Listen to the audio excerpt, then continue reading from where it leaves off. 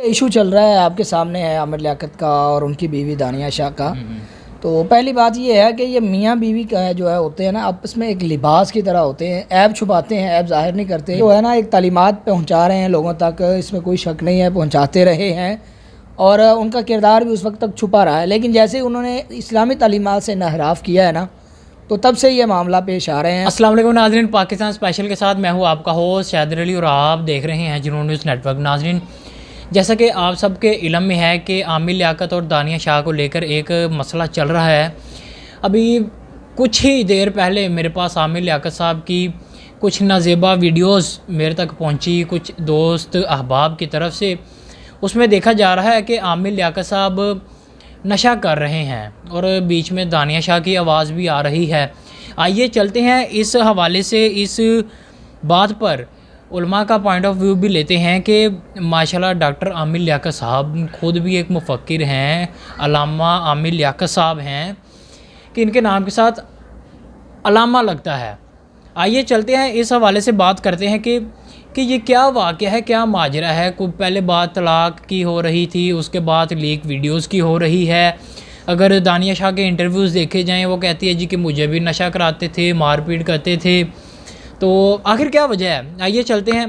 तो आबिद रहमत साहब से बात करते हैं। अस्सलाम वालेकुम। वालेकुम सलाम। क्या हाल है? अल्लाह का करम। आपसे अच्छा, क्या कहना चाहेंगे कि देखा जा रहा है कि सोशल मीडिया पे अवाम को घुमा के रखा हुआ है आमिर लियाकत साहब ने। देखें, ये इशू चल रहा है आपके सामने है आमिर लियाकत का और उनकी बीवी दानिया शाह का।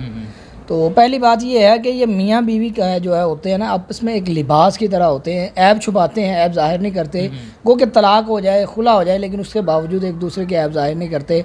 लेकिन ये ऐब जो है ना ज़ाहिर किए जा रहे हैं, ये बड़ा मसला है और इस्लाम की नज़र में ये इंतहाई बेहुदा अमल है। और देखा जाए तो अल्लाह के रसूल सल्लल्लाहु अलैहि वसल्लम ने फरमाया है कि जो इंसान अपनी बीवी से ताल्लुक़ात कायम करता है और या औरत अपने खामद से ताल्लुक़ात कायम करती है, शादीशुदा है, ज़वाजी ताल्लुक़ात को ज़ाहिर करते हैं, तो उन पे आप सल्लल्लाहु अलैहि वसल्लम ने लानत फरमाई है, बाकायदा लानत है। और दूसरी बात ये तलाक़ का मामला जो है, अल्लाह के रसूल सल्लल्लाहु अलैहि वसल्लम ने फरमाया है कि अबग़ज़ुल हलाल इलल्लाह, जो अल्लाह के नज़दीक सबसे बुरी तरीन हलाल चीज़ों में से चीज़ है ना, वो तलाक़ है।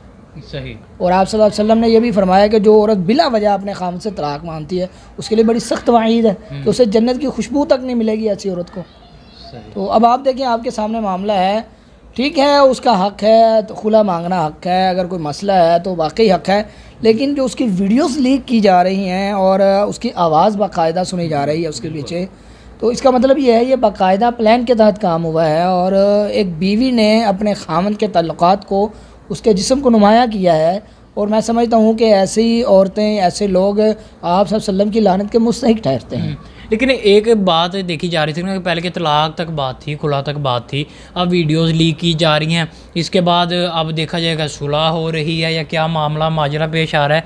तो क्या ये अवाम को गंदा किया जा रहा है, लोगों को क्या मैसेज दिया जा रहा है? देखिए, मैं समझता हूँ कि ये तलाक को प्रमोट किया जा रहा है, ये लोगों में फैलाया जा रहा है कि एक मियाँ बीवी का ताल्लुक़ मुक़द्दस ताल्लुक़ नहीं होता, ये दोनों मिलके, ये नहीं कहता कि ये दानिया शाह कर रही हैं या आमिर लियाकत, ये दोनों ही इस काम में मुलव्विस हैं और ये दोनों ही जो है ना, समझ लीजिए कि मुआशरे में अनारकी फैला रहे हैं। सही।